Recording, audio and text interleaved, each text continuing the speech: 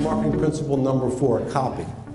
Your job is, you have to look at copy as a salesmanship in print. Your job of your copy is one thing and one thing only, is to sell something.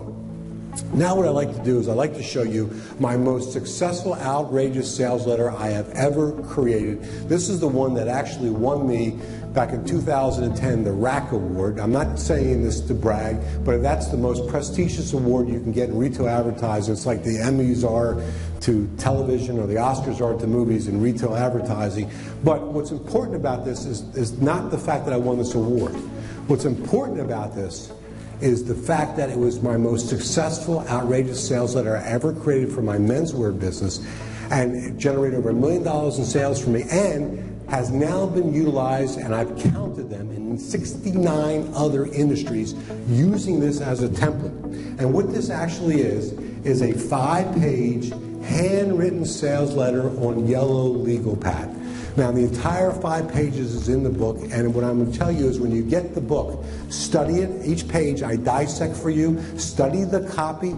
Try not to change too much.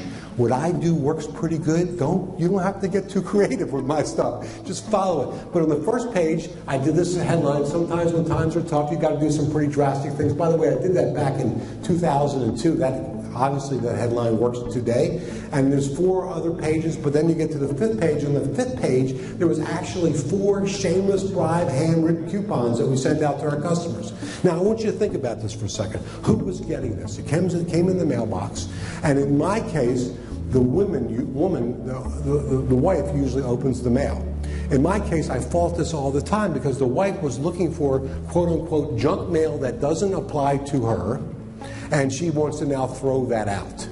She couldn't throw that out because it looked so important. She had to save it for her husband and give it to her husband. And the husbands were walking into the store in droves, over 600 of them, holding this baby with their 4 shameless bribe coupons. And I want to tell you who came in. Presidents of banks came in holding this thing.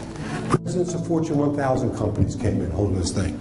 Accountants came in holding this thing. I'm embarrassed to tell you, excuse me, Ben, I apologize, but lawyers, we allowed them to come in also holding this thing into our store. That's who came in. And the nonsense of, I can't send that out to my customers because my customers are too sophisticated for that.